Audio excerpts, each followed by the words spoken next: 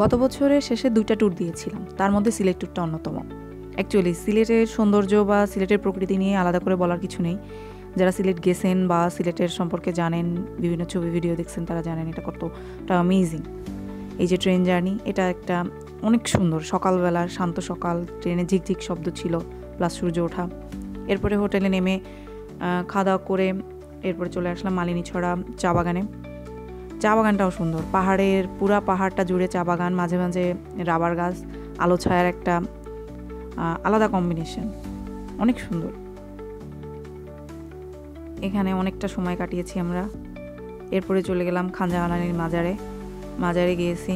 ওখান থেকে গিয়েছিলাম রাতারগুলে। আমরা যে গিয়েছিলাম যে টাইমে, সে টাইমে আপনার মনসুন সিজন ছিল না, মনসুনের পরে, বর্ষাকালের একটু পরে। সো আমরা পানিটা একটু কম পাইছি, রাতারগুলের পানিটা বেশটা শুকায় আসছিল। তারপরও যেটা ছিল আলহামদুলিল্লাহ অনেক ভালো ছিল, নিউ এক্সপিরিয়েন্স। এটা একটা বাংলাদেশের একমাত্র সোয়ার্ম ফরেস্ট।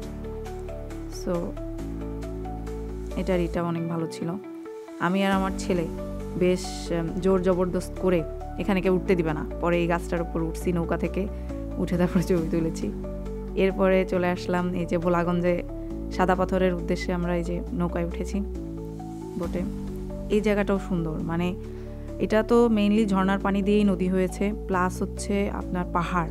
মানে এই কম্বিনেশনটা আপনার ছবিতে যতটা বোঝা যাচ্ছে, এটা বাস্তবে ইনসেন, একেবারে ইনসেন।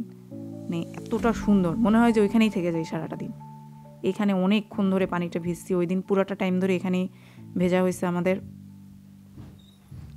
তারপরে এই যে যাচ্ছি আপনার এটাকে কি বলে, এরপরের দিন লালাখালের উদ্দেশ্যে যাচ্ছি। এই যে লালাখালটাও খুবই সুন্দর ছিল, মানে দুই সাইডে মনে হচ্ছিল পাহাড় কেটে মাঝখান দিয়ে নদী, মানে খাল, সেখান থেকে আপনার সব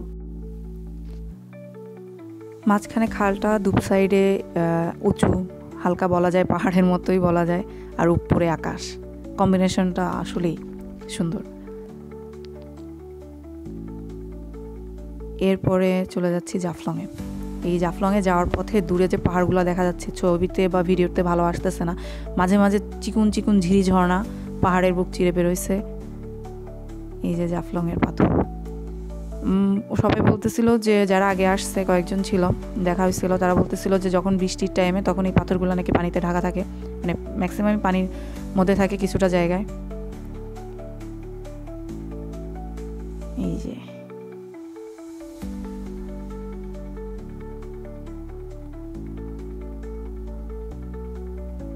প্রকৃতির কি সৃষ্টি, পাথর, পানি, পাহাড়, অসম কম্বিনেশন।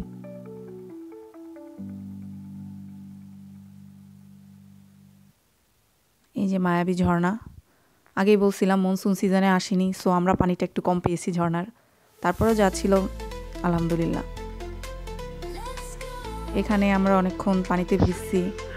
এখানে ভালো সিলেটে, মানে আপনি মেয়ে মানুষ, আমরা যারা মেয়ে বা মহিলা আছি, আমরা ইজিলি কাপড় চেঞ্জ করতে পারবো, কারণ চেঞ্জের একটা ভালো সুব্যবস্থা আছে এখানে, সুন্দর করে পোর্টেবলের মতো। এরপরে যে তামাবিল চলে আসছি, আমাদের তামাবিল আর ইন্ডিয়া এই বর্ডারকে ডাউকি বর্ডার বলে। এরপরে চলে গেছি সিলেটের লাস্ট আকর্ষণ, এবং এটা আমার কাছে আনএক্সপেক্টেড ছিল, আগুন পাহাড়। এটা খুবই সুন্দর, মানে আমার কাছে পুরাটাই চমকের মতো ছিল। আল্লাহ হাফেজ।